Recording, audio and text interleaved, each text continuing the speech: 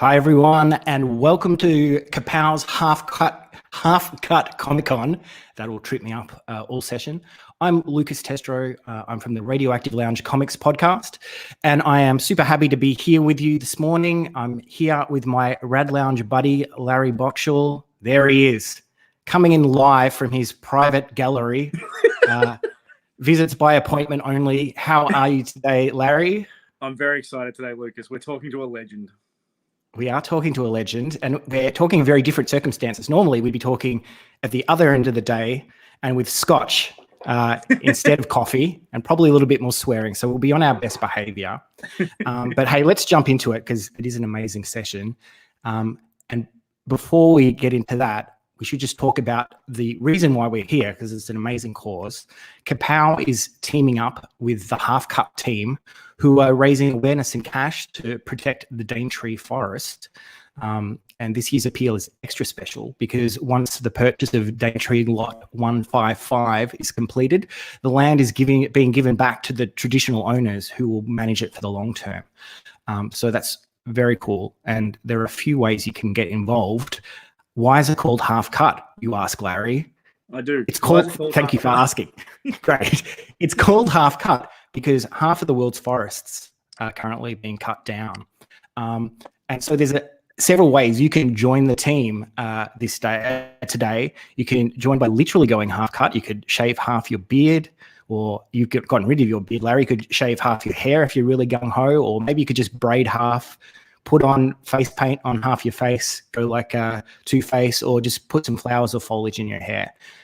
But if that's like a little too much commitment, if it's feeling a bit too scary to you, you could also, just while you're watching all the great entertainment today, chuck a few bucks, Half Cut's way.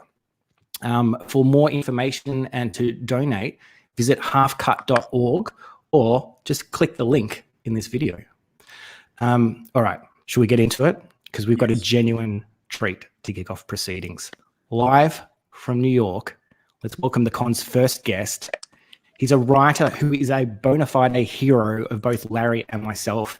He's written milestone runs of comics like The Hulk, Aquaman, X Factor, Spider-Man 2099. He's a legend amongst Star Trek readers. He's written for television shows like Babylon 5, Ben 10, Young Justice, and he has a raft of original novels like Nightlife, Howling Mad, and The Camelot Papers. I could go on, but it would literally take the entire session, so it'll be faster just to use his own description and say he's a writer of stuff. Welcome to Virtual Comic Con, Peter David. Glad to be here, guys. How's it going with you? Very well. Really good. And thank you in joining us for joining us on your Saturday evening. It's not a problem. I mean, nowadays we really don't have anything else to do. All the movie theaters are closed. All the places that we'd want to go to are closed. New York has been hypersensitive in terms of keeping everything closed down, so the COVID is minimized here, and it's been working so far, but it's boring as hell, you know. Well, we're talking to you this morning, Peter, from Melbourne, where we're literally forbidden from going out of our houses unless we're going shopping or going for a 1 hour piece of exercise. Wow. So, okay. So we dream of being able to just get out and wander past a cinema that we can't go into. Wow, that's look. You have, as I said, written for. It's probably faster to name the number of characters you haven't written for than those that you have written for. What's the first character you remember wanting to write a story about? Probably Spider-Man, I think. Spider-Man and Daredevil. Oh God, I remember this now. I was at a convention. This was before I wound up working for Marvel Comics. And Marvel was doing a panel in which audience members were invited to come up onto the stage and pitch an idea for a story. And I was one of the audience members who pitched the story. And the guy who was rendering judgments on the story was Mark Grunwald. Oh, wow. The editor-in-chief at the time. Actually, I don't think he was editor-in-chief, but he was one of the senior editors. And I remember I pitched a concept for a Daredevil story, in which there's this politician who is rabidly anti-superheroes, and he's standing there making a speech that's rabidly anti-superheroes. And Matt Murdock is in the audience, and his hyper hearing informs him that the guy has a bomb on him that the guy obviously doesn't know about. And he's got to find a way to get to the guy and remove the bomb without causing a riot. And he winds up changing to Daredevil and has to get to the guy before the bomb goes off. And I pitched the story, and Mark kind of stood there and went, that's a really good idea for a Daredevil story. That's okay. That was he didn't have any criticisms of it. I mean, I never wound up writing it, but it was my first introduction to the concept of writing something for comic books. God, I haven't thought about that day in ages. And Daredevil, forgive me if I'm missing it here. That's not a character that you've really done much work on. No, I've done nothing with Daredevil. Well, that's not true. My first major Spider-Man outing was the death of Jean DeWolf, and Daredevil was a guest in all 4 issues of that storyline. So I have written the character. I've written pretty much every character that exists in the various universes at some time or another. But no, I've never actually had a chance to write Daredevil. And I understand you grew up as a huge fan of Marvel Comics, but your parents were particularly opposed to Marvel superheroes above all other characters. Yeah, my dad and my mother didn't really care one way or the other. My father thought they were ugly. He didn't like Spider-Man's visual. I don't think he liked spiders in general. He thought the Thing was ugly. He thought the Hulk was ugly. My father really didn't like monsters. He was okay with Superman. He was okay with Batman, but he had trouble with the Marvel heroes because they looked like monsters, and he was not a big monster fan. So Marvel comics are really kind of forbidden in my house. I mean, I didn't even really read any Marvel comics until I was a little bit older. I was introduced to them by my cousin Danny. He purchased Marvel comics, and he bought them. And one time we were visiting them, and he pulled out his comic books and showed them to me. And I sat there and I read Fantastic Four Annual. I think it was either number 2 or 3. It was the one where Reed and Sue get married. And it was interesting because I sat there and I read the whole comic, and I was able to understand the whole story. Now, keep in mind, I was completely unfamiliar with the entire Marvel universe at the time. I didn't know who the FF were, who Spider-Man was, the X-Men, Thor. I knew none of these characters, much less the trove of villains who showed up in the same issue. And yet I had no trouble understanding the whole story, which is just a testament to the power of Stan Lee and Jack Kirby, who wrote and drew that issue. Indeed, the only thing in the story that I didn't get was the bit at the end where Stan and Jack show up at the wedding and they're not allowed in the front door. Because I'm going like, oh, wait a minute, who are these guys with the hats? But because at that age, I didn't really connect the notion that people actually wrote and drew these things, much as they would actually show up in the comic book. But other than that, I totally understood it. And to this day, when I write comic books, I try to be as clear as I can, thinking about the notion that I'm writing for some younger version of me who may be reading this as his first Marvel comic ever. And I want to make sure that he gets it. But that's really a kind of a standard trope of Marvel, that we always write as if it's going to be somebody's first issue. So I don't know if it was some sort of very late stage rebellion against your parents, but after being sort of forbidden from reading the Marvel monster characters, you of course sort of became a comic book legend, writing for one of their foremost monsters, who's a character you've just returned to, the Hulk. Yeah, now, kind of weird. Larry, you probably don't know. I would go out on a limb and say he's possibly the world's biggest Hulk fan. So I'm going to pass to Larry, and for the next 4 hours, he's probably going to ask you questions about the Hulk. I'll rein him back in at some point. Okay. Peter, we've met before. We met in 2005 at the on day 2. I'm sure you remember me. Oh, of course. One of the things I wanted, yes, of course. One of the things I wanted to talk about, because I know that, we're currently, the Hulk is a massive star again after going through God knows what. And now, thanks to the movies, it's huge. But when you took over the book in like 86 or 87, that character, it was rumored that it was only 6 months away from being cancelled. Like the TV show, the shine of that was well and truly over, and the character was kind of in the doldrums. Can you tell us a little bit about that? Like, what's the weight of that, going in with such an iconic character and thinking that this could only go for 6 months? That rumor is not true. Marvel was true. Never considering canceling the Hulk. He was one of the mainstream Marvel characters. Sales were absolutely dead in the water in that they were flatlined. He hadn't gained any readers in a number of years. And I know this because at the time that I was writing it, I worked in the direct sales department. It was our job to get comic books into stores.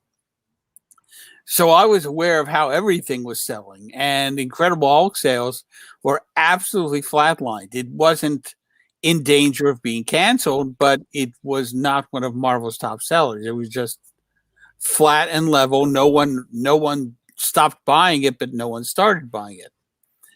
So I was really under no pressure. I mean, part of it was that you have to understand, no one else wanted to write this book. And I literally mean that. Nobody. Bob Harris offered me the book because nobody else wanted to write it. He approached every writer at Marvel. Nobody wanted it. He approached every editor who also wrote. None of the editors wanted to write it. I was the only person he could get to actually sit down and write this book. So nobody cared what I did about it in the slightest because nobody gave a damn about the character. So I was pretty much free to do whatever the hell I wanted. If I wanted to get rid of Bruce Banner entirely and just focus on Rick Jones, who was the Hulk at the time, Bob Harris would have been fine with that. I mean, nobody really cared what I was going to do. The fact that what I wrote took off was kind of a surprise to everybody. I mean, I have to admit, I was kind of surprised by it. It's fascinating looking back now because obviously, because you wrote the book for 12 years and so many of those concepts are still being referenced to this day. I mean, we've just got the first issue of the Maestro, which both Lucas and I love. But one of the concepts that you introduced, which to this day, like the way people talk about it, it's like it was like a 5-year epic, but in reality, it only went for a year, and that's the Joe Fixit character. Yeah. Where the Hulk had resurfaced after being seemingly killed and was in Vegas working as an enforcer for like a casino owner. That's correct. Can you tell us a little bit about the inspiration behind the Joe Fixit character? Because I've never heard you talk about it that well, like that before. Sorry. Sure. Well, the thing was that the Hulk had generally fallen into a pattern, a repetition, if you will. Bruce Banner would take up some sort of life. He'd get a job, or he'd get involved in a relationship, or something would happen. And he would always be afraid that sooner or later, the Hulk was going to show up and screw it all up for him. And I thought, wouldn't it be interesting, since the Hulk is intelligent now, if we reverse the standardized Hulk cliche? What if it was the Hulk who had a really great life set up and everything was going great, and he lived in fear of Banner showing up and screwing everything up for him, which of course is exactly what happened. And I have to admit, I was really kind of surprised that fans seemed to warm to it as much as they did. Right. But, the concept of that he had another identity, Joe Fixit, and that he was an enforcer, I was just trying to reverse the standard tropes, which is kind of what I generally try to do when I'm writing comic books. I try to think of what everybody else has done and then try to do something that's opposite. so that it will be unexpected to the fans and the readers. Yeah, it's extraordinary. I think it's a real testament the fact that it's still being referenced to this day. But there's one just in addition, because those stories, I feel like this is an artist that sort of he fell through the cracks because he came after Todd McFarlane and before Dale Keown. But what are your remembrances of working with Jeff Purves? I think that's his name. Drew those Joe Fixit stories. Purvis, yeah. Whatever happened to him? He seemed to just sort of like come and go. My understanding is that Jeff got more into animation. Right. That he got out of comic books entirely and is now working in the animation field. I don't know. I honestly don't. I mean, he could honestly be dead, and I wouldn't know, what happened to him. Right. But my understanding is that he wound up leaving comic books entirely. Right.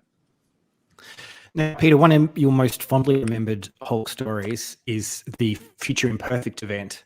And you've just returned to that world with a kind of, I guess, a prequel. I will say, having just read issue 1, you so far don't need to know anything about that story to have a wonderful experience reading Maestro issue 1, which I guess is certainly along the lines of what you were just talking about your first experiences reading Marvel Comics.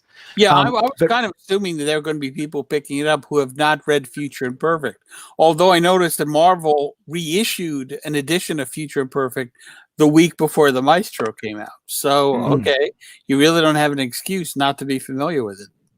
Yeah, but reading the description in Maestro of how the world ended, for those who haven't read Future Imperfect yet, it's basically a kind of post-apocalyptic story. Yeah.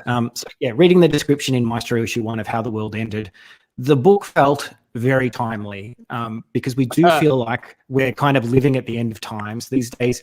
I regularly think of a line from Picard in Best of Both Worlds in Star Trek Next Generation when he said, "This is just another page in history, isn't it? Will this be the end of our civilization? Turn the page."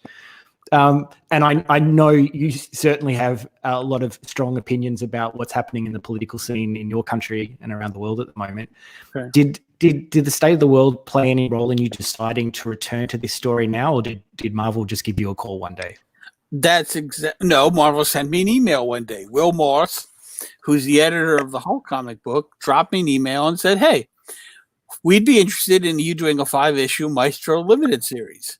You can be whatever you want, although what we'd really like to see is a prequel to Future Imperfect." And I went, okay, sure. I mean, I had general ideas of what a prequel would be like. I mean, when I wrote Future Imperfect, there was a pre-story that I had come up with, which I didn't really put into the comic book because there really wasn't room for it. But when he suggested that I do a prequel, I went, okay, I can now actually do to full length the story that was only just rattling around in my head when I first wrote Future Imperfect. So no, it had nothing to do with the current state of affairs, although it's interesting that the thing I put in there with the virus being introduced that helped wipe out humanity, I wrote that before COVID came out. And indeed, I was actually even more explicit about it originally, and it was so much dead on with COVID that my editor asked me to rewrite it to tone it down because it seemed like I had actually exploited COVID to be a story element in the comic, which I hadn't done, but I had to do the rewrite to make my editor feel more at ease with it. Please don't write anything worse happening by issue 5 because we really need a break. Okay. Yeah, I can understand that. Speaking of things that are bright. So I was just going to say, talk about great visuals. Some of the things that are brighter in the worlds of both Future Imperfect and Maestro is the Hulk with facial hair. There are very few things that make me happier in life than the Hulk with facial hair. In Future Imperfect, we got stubbled Hulk and we got old beard Hulk. And in Maestro, we now get kind of Jason Momoa Hulk. Is this something that you explicitly drive towards of finding new ways to get facial hair on the Hulk? No, that hadn't really occurred to me. Jason Momoa Hulk, that's a little bit scary. Well, no, I put the facial hair on him because that seemed a natural outgrowth of him being basically in suspended animation for, decades. I figured that his body metabolism slowed down so the hair would grow much more slowly, but nevertheless, he would wind up having longer hair and a beard, and also his hairline's receding. Because, what the hell? Why not? I wanted to put him on the steps toward becoming the character that we saw in Future Imperfect with the full beard that was white and the gray hair. Can I ask, Peter, is this so first of all, yeah, I loved the first issue. I think anyone that's watching or listening to this right now, please go out and get it. It's wonderful. There's so many pieces of dialogue in here which literally stopped me on my tracks. I just want to read from one of the pages, if I will. This is after the Hulk has learnt, MODOK has told him what happened, and he's going to break out of this installation that he's trapped in. And he says he's thinking to himself, maybe it's all a lie. I mean, wouldn't the heroes have stopped it somehow? Right. Like they stopped Chernobyl and the fall of the Twin Towers and the thousands who died in that shooting. About gun control, see what the Red Skull is up to.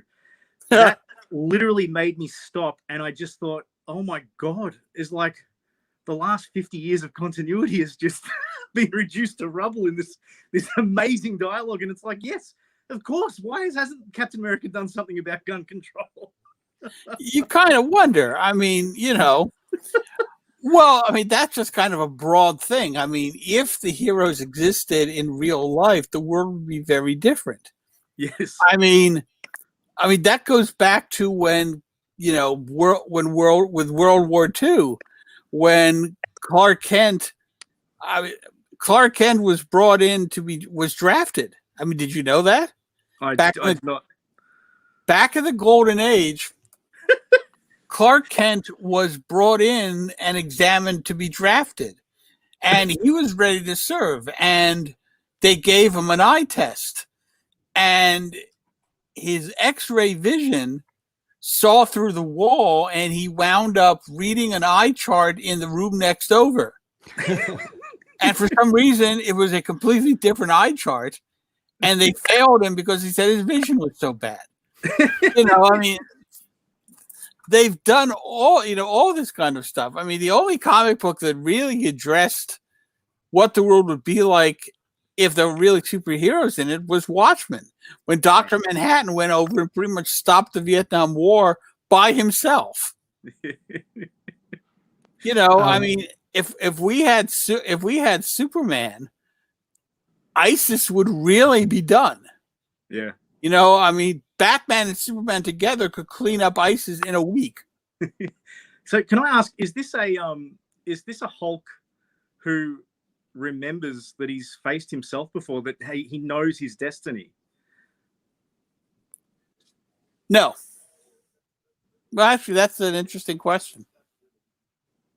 Because he I hadn't really thought about that. Oh God, I hope I haven't done something bad. Oh, we better cancel it, Larry. Because he has faced himself, and he should recall. Yeah, he should recall that. Yeah, and I'm like, maybe the program that he was in has disrupted his memory somehow. Do I get a no prize? Good. That sounds good. Because I really hadn't thought about that at all. Oh my God! Since he's lived this life and he knows that the Maestro's coming, he should be aware of it. What issue are you up to, Peter? Have you finished the scripting? Oh yeah.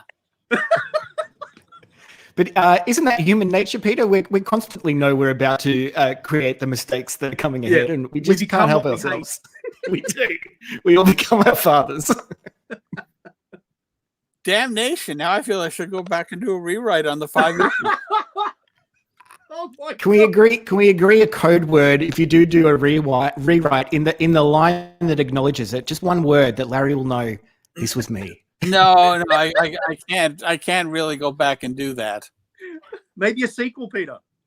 I mean, I think we have to acknowledge. Basically, the Maestro is obviously in an alternate reality, right? Because by logic,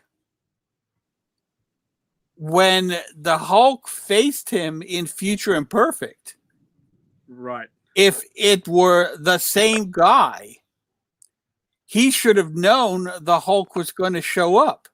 And I think you're right, because I think in Future Imperfect #2, the Maestro actually says, "I have no recollection of ever meeting you." Yeah. Or something. Yeah, so I think you might. Yes, maybe you're. Yeah, right that's right. I covered it. You covered Oh, it in thank God. 1992. Okay, good. One less thing to worry about.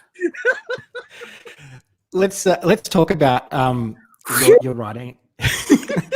Let's talk about your writing technique for a bit, because the thing that really struck me coming back to read Maestro, and it's the first of your comics that I've read for a couple of years, was, you know, I almost came in, and this is a good note for anybody who thinks here are two fanboys gushing over a hero of theirs, because I was like, you know, like he I haven't seen him for a couple of years, and maybe his style sort of just gone out of fashion or something, and it was literally one of the best issues I've read this year.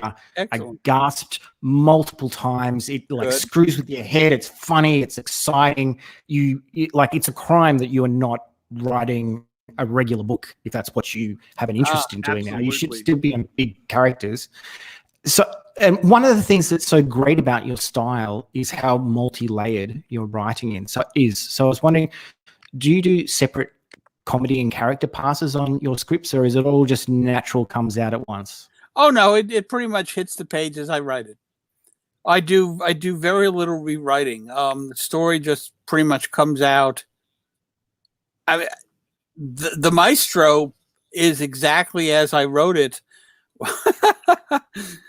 The Maestro is exactly as I wrote the script. I mean, I wrote it the first time. I was satisfied with it. I sent it off to the editor, and they pretty much ran it more or less entirely unchanged. It's really been great working with Will and the folks at Marvel Comics producing the Maestro. It's, aside from the mild toning down of the sequence with the killer disease, they've been really hands off in terms of letting me do whatever the heck I want. Now, you wrote, I should add, we're seeing a couple of comments coming up from audience members. Cindy, if you've got a question you want to ask Peter, start writing those through now, and we can throw some of those at him at the end. Okay. Go easy. Please don't destroy more elements of his story. Like, there's only so much a creator can take. No, but I forgot that in Future Imperfect, as you said, I actually covered that. And said I have no recollection of meeting you, so therefore. But you wrote a fantastic book about how to script comics, which we saw a little overlay of a moment ago, which I highly recommend for anyone interested in writing comics. And I started reading that when I was interested in doing some of that, and never wrote much comics, but I've written TV, and I can tell you I've used your advice in that book in writing TV a couple of times. But maybe as an overview, could you take us through your general process when writing an issue? Well, let's see. The Maestro, for example, I'll talk about that since that's the newest one. The first thing I did was come up with the outline, in which I broke it down issue by issue and described in broad strokes what would happen in each issue. That's where I really work out the story. If you're asking me how I work out the story, it's really just a matter of trying to come up with an interesting narrative that will catch people unawares and yet make sense when they read it, when they go, my God, I did not see that coming, but now that it came, I totally understand it. And then when I wrote the Maestro, I just sat down and I wrote the script pages. I mean, let me put it to you this way. I was once having a conversation with Dan Slott, and Dan suggested that I write really detailed outlines of every comic book that I would write. He said that if you sit down and write a detailed outline, it will really save you time. He said it takes about 3 to 4 hours to write a detailed outline. But once you've done that, you can then turn out a script in about 4 hours. And I said, Dan, the way that I'm doing it now, where I just sit down and write the script, takes me 3.5 hours now. Why would I want to spend 4 hours writing an outline so that I can write my script in more time than it's currently taking me? And Dan said, you write a script in 3 to 4 hours? I said, yeah. He said, okay, then forget it. I mean, the bottom line is that I've been doing this stuff full time since the mid 1980s. It's, to me, it's as natural as eating or breathing. You know, if I'm going to sit down and write a script, I just picture it in my head and then I just write it down. I mean, there's a thought process that goes into it, certainly. But I just come up with ideas because that's how my brain is wired. I mean, people say to me, how do you come up with ideas? Because I want to be a writer and I just can't come up with any ideas. How do you do it? And they don't understand that they've got it backwards. You become a writer because your brain is wired in such a way that the ideas come to you with in such force that you feel compelled to write them down and then ideally distribute them to as many people as possible with your name printed on it in as big letters as possible. That's just how the brain is wired. I mean, it would be as if I said to a guy who was a heart surgeon, wow, I really want to be a heart surgeon, except I cannot conceive of cutting into somebody's chest and have blood all over the place. It makes me sick. How can I become a heart surgeon and not vomit into my patients? And the heart surgeon would say, pick another profession. I mean, the problem is that people think, well, it's easy to write because a sentence is subject, verb, object. You know, if you can come up with a subject and a verb and an object, you can write a sentence. If you can write enough sentences, you can write a paragraph. If you can write enough paragraphs, you've got a book. So therefore, writing is easy. No, it's really not. It's something that takes years of practice, and you never get good enough if you're doing this right.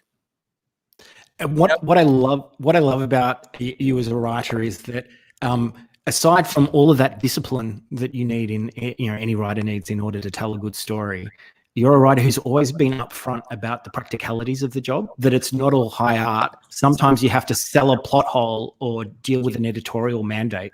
Yeah. And with that in mind, could you tell us about your experience of writing on Ben Reilly's Scarlet Spider and what happened with the much ballyhooed new costume that got promoted when Marvel launched that series in 2017? Because the way you dealt with that was magical. What happened was Marvel wanted to have a new costume for Ben Reilly. I kind of went, okay. And the artist did what I thought was a really nice costume. And then editorial started making suggestions and changes. And the poor artist made change after change after change. And finally, he produced a costume that editorial was satisfied with. I thought it looked spectacularly unoriginal. But, you know, who am I? I'm just the freaking writer.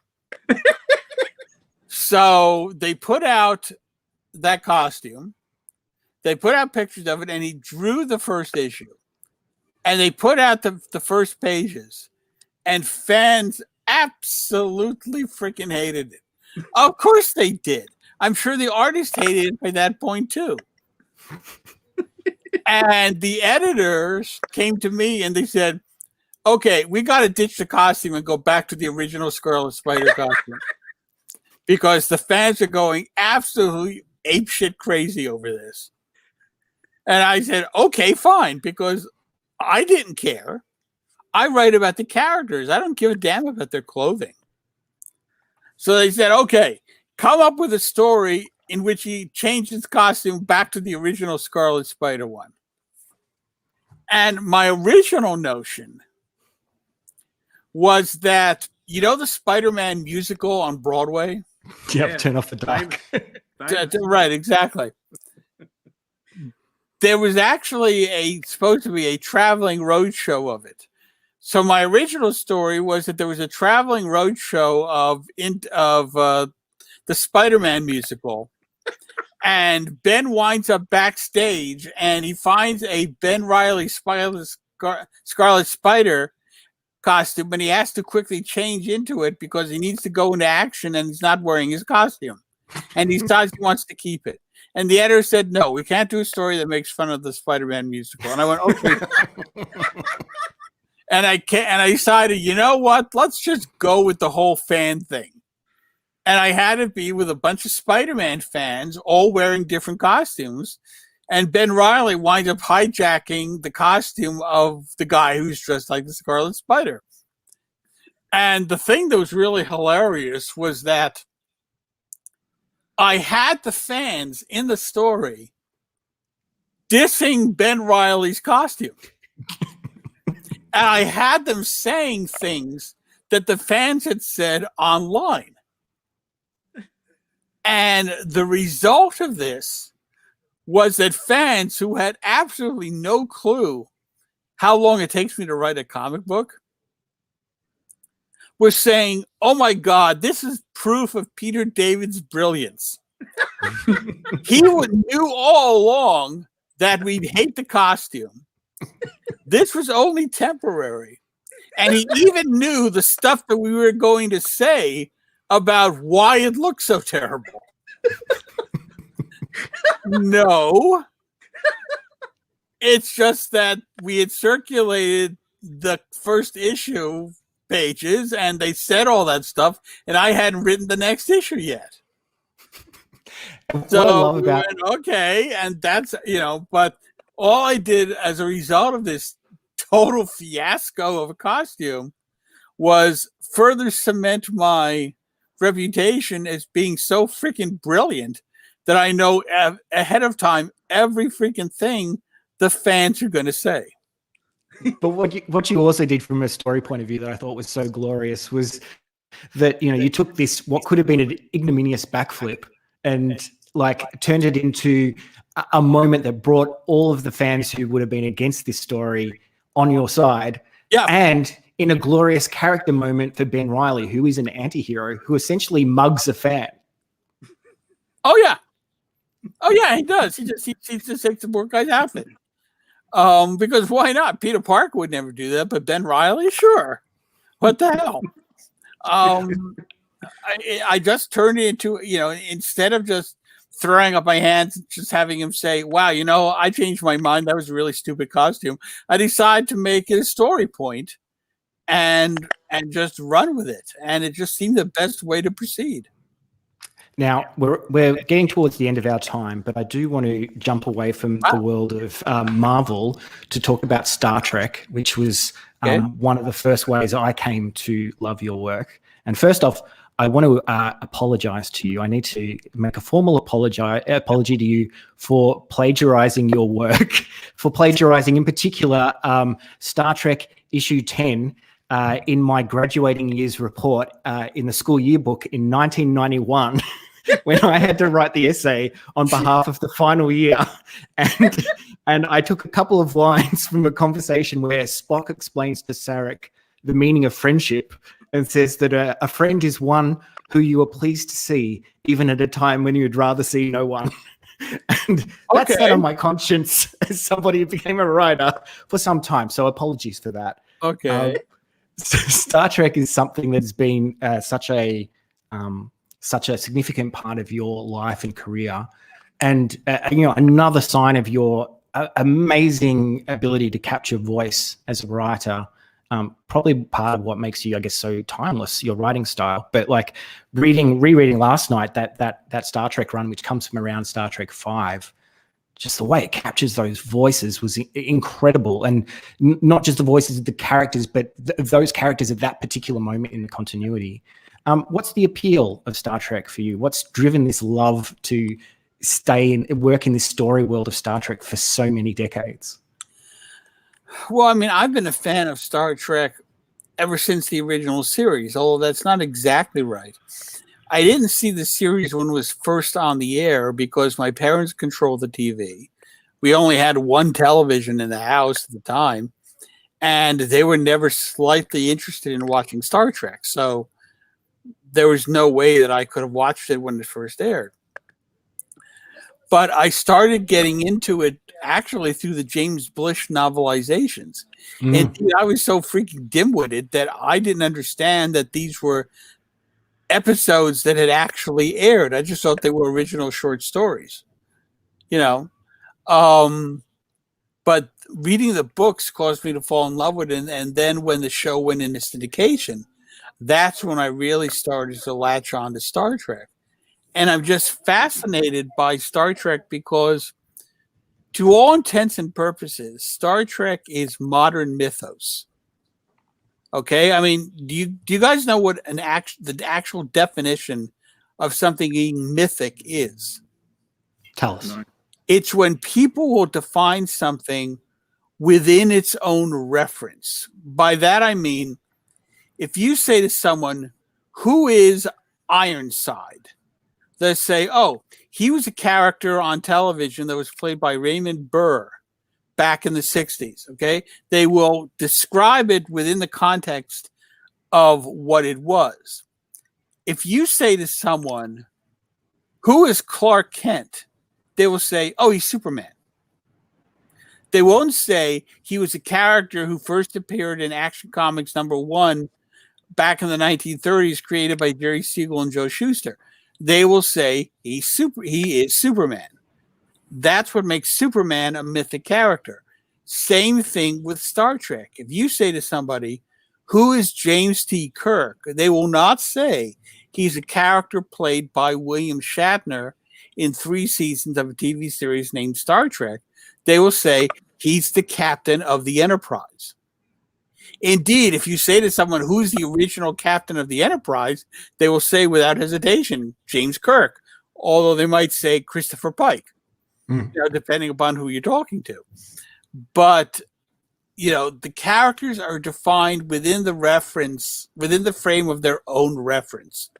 So when we are seeing Star Trek, what we are seeing is the modern day equivalent of King Arthur, of characters who started out as mythic, and I think that that's really part of what makes it so exciting.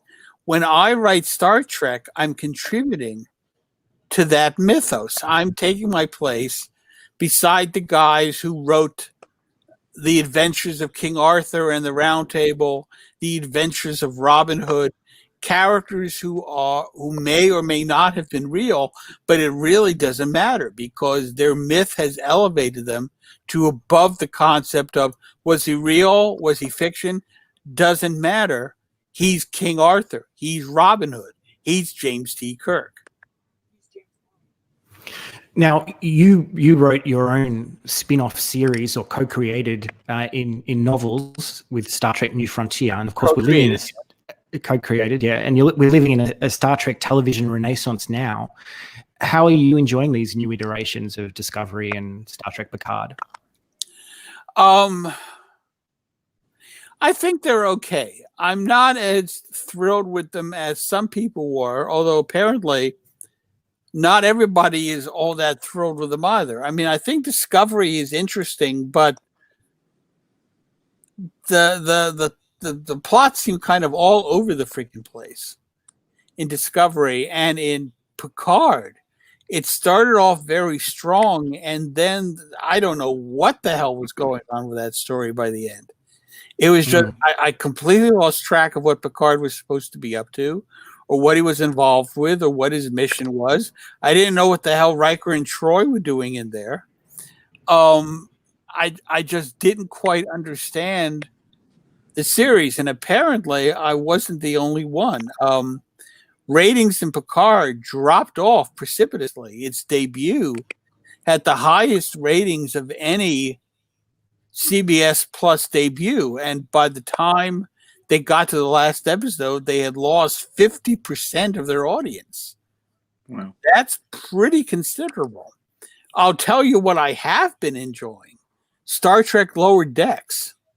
Right. I mean, a lot of people seem to hate it when it first launched, but I think the first episode was the weakest because they were laying a lot of groundwork. But the subsequent episodes of the series has really improved. Then again, I do tend to like my Star Trek with a touch of humor, which is why I like the Orville so much. Mm. I mean, people were bitching about the Orville, and I'm going, this is the best Star Trek I've seen in years. You know? Peter, is it true? I heard at the time that you were writing the comic for DC, it was rumored that there was someone at Paramount that just hated your guts and would reject every script, and then you submitted the same script that was rejected under a different name, and it got accepted wholly. Is that true? No, that's not quite. It's not exactly true. There was someone at Paramount, who shall go nameless, Richard Arnold, who absolutely hated my work, and he would gut stories for no damn good reason. I introduced the character to be a recurring love interest for Kirk, and Richard insisted that she be written out because he said, and I quote, Kirk is no longer interested in women. That sounds like a very Was this like story idea, though. And what happened was... Is this the kind of Timothy Dalton monogamous Bond who doesn't smoke era? I don't know. All I know is that I was reaching the point where I was becoming convinced that Richard was rejecting my stories having reasons nothing to do with Star Trek and everything to do with the fact that it was me. Right. So what I did was I wrote an issue that was intended to be a fill-in. Okay? And the issue before he had flat out rejected as being too violent. Now, this issue, which he said was too violent, had Kirk in a fight scene that happened off panel. McCoy and Spock are standing there watching the fight and commenting on it, and we're seeing sound effects. And every so often, Kirk would get knocked back into Spock and McCoy, who would prop him up and give him some advice and shove him back off panel, and the fight would continue. And that was rejected as being too violent. Right. And I'm going, how can something be too violent when you don't show it? So so that issue was rejected, and I said, let's write a fill-in issue to replace the one that was rejected. And I wrote a story that was 10 times more violent than the previous one. But I wrote it on a different style of typeface, and I sent it in under an assumed name. And it was accepted with no changes. And I said to Bob Greenberger, okay, I quit, because it's clear that as long as I'm on this book, Richard is no longer going to approve any of my stories. Now, to be sporting about it, the name that of the author of the story that I listed was Robert Bruce Banner. Because I figured that Richard knew about nothing outside of Star Trek, and so it would go right past him. Now, if he did know about the Hulk, he would know I wrote the Hulk. He would figure that was me. But no, he didn't. And I actually wanted the story to see print as being written by Robert Bruce Banner. Greenberger scotched that idea and said, no, we're going to run it with your name on it. But yeah, Richard would target my stories. I mean, there was one time where Paramount, where Pocket Books needed a Star Trek novel. And they came to me and they said, okay, we need you to come up with an outline for a Star Trek novel. And I said, you realize that Richard's just going to reject it. And they said, we'll send it in without your name attached to it. I said, if we send it in without my name attached to it, he's going to figure it's from me. So I said, okay, I have an idea. And I wrote 3 story outlines. 3. One was fantastic. One was okay. And one was basically a rehash of a whole bunch of previous Star Trek episodes. And we had spies inside of Paramount. And we were told that Richard was sitting there at his desk with one outline in his left hand, one outline in his right hand, one sitting in front of him. And he said, I know one of these is by Peter David. And the one that he chose was the one that was the rehash of previous Star Trek episodes. Which I then had to wind up turning into a book, which actually turned out to be a pretty good book. All right, look, we've got 2 fan questions to ask, but before we do that, I'm going to get super Star Trek fanboy with you and ask to play a round of Fantasy Trek and get you to draft your ultimate bridge crew from any Star Trek series. Oh, Jesus. Is that your first choice? That's pretty cool, actually. My name is Joshua. Yeah, I'm Captain Joshua Ben Joseph. Yeah.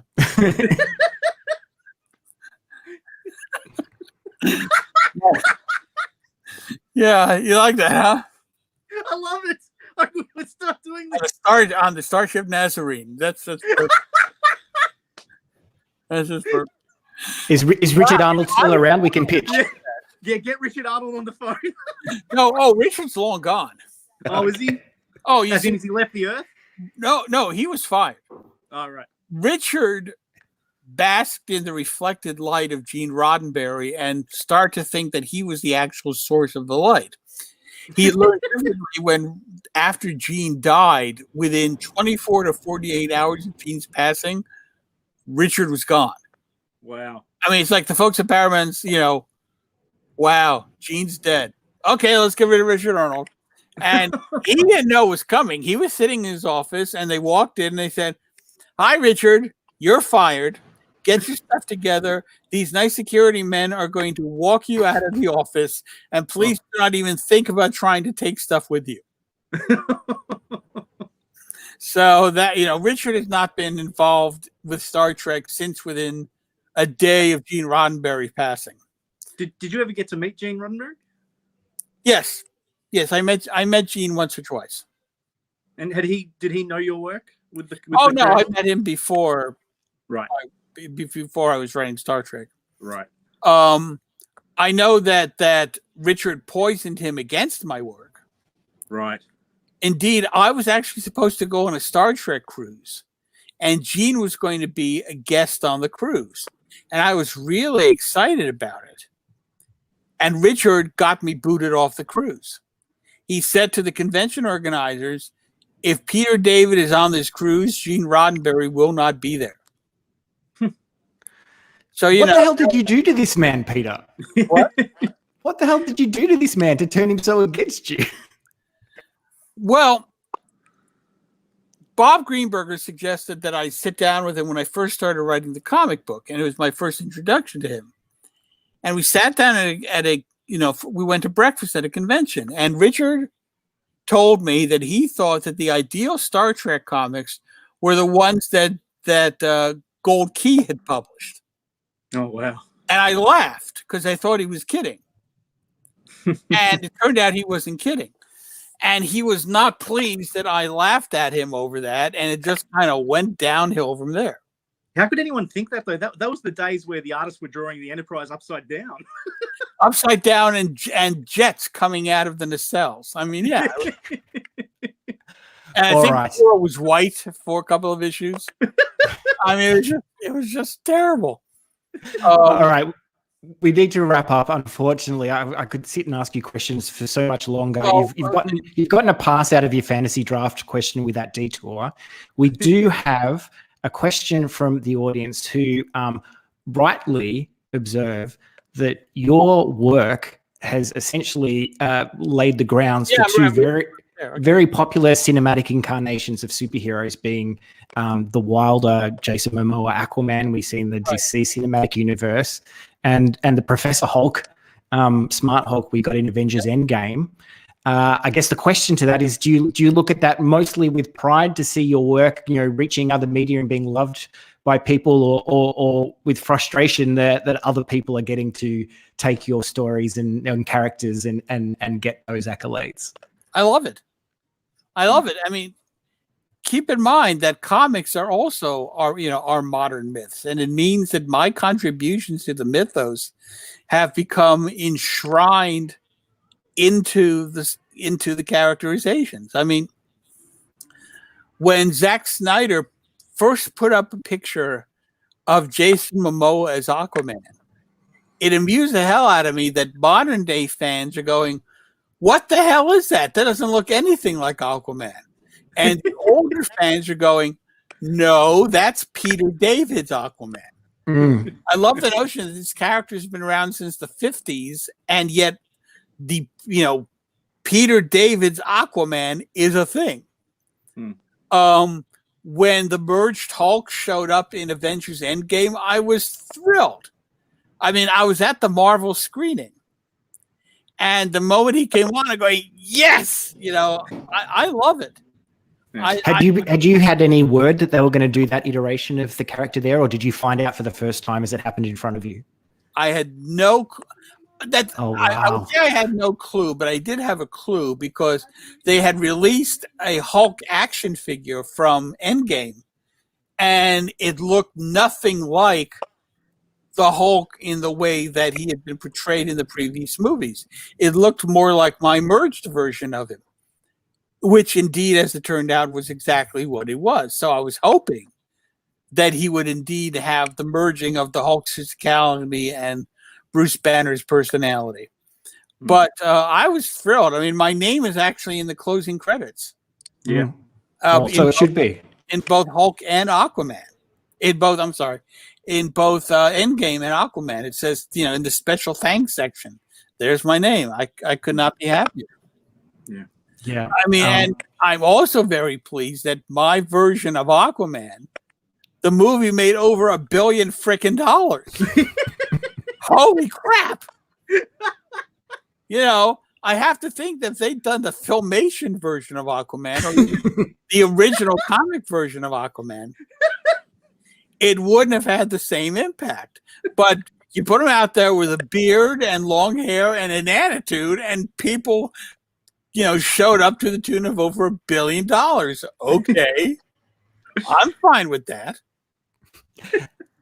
And lastly, I think beautifully tying into your comment there about being a writer as part of an ongoing mythos, Tom asks, how do you approach continuity when writing stories at Marvel these days, given how much the company has shifted from what it was when you first started writing there? I mean, I guess, do you still read comics regularly? Oh, yeah, I still read comics, but it may have shifted, but it's always been shifting.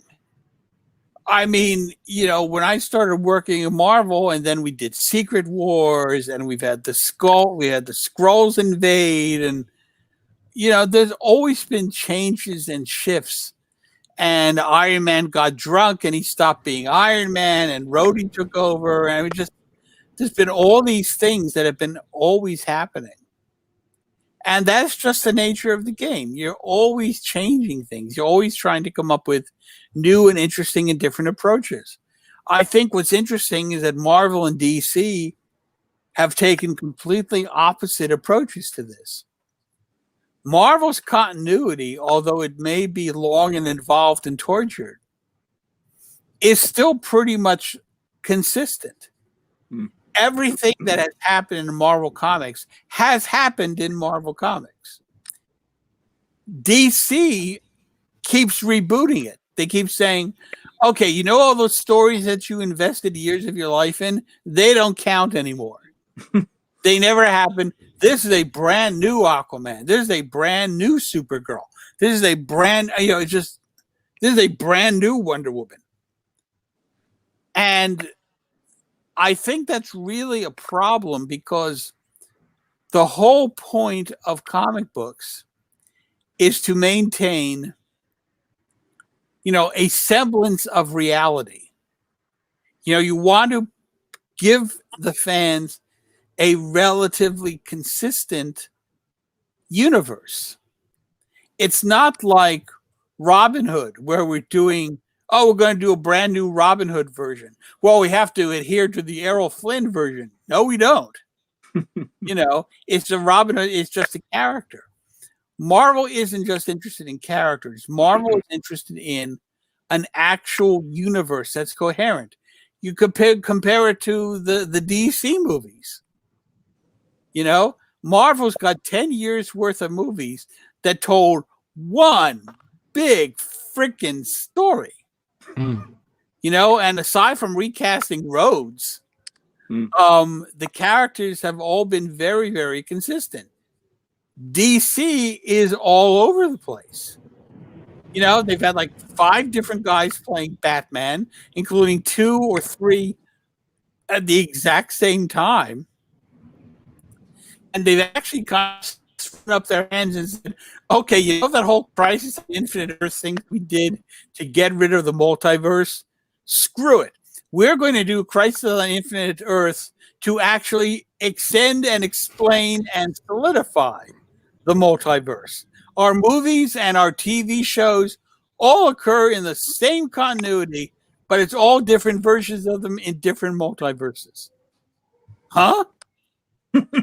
Wow, that's really not complicated at all.